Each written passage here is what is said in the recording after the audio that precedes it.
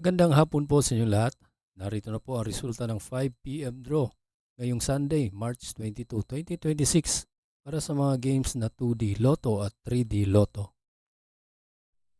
Kung bago ka pa lang sa aking channel, pwede kang mag-like, share, at subscribe para updated kayo sa mga PCSO lottery results araw-araw.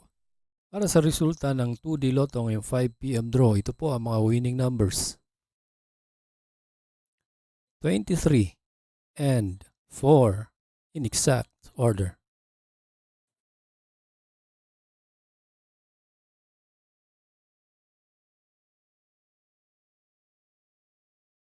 Para sa 5 p.m. draw ng 3D Lotto, ito po ang mga winning numbers. 2, 7, and 9 in exact order.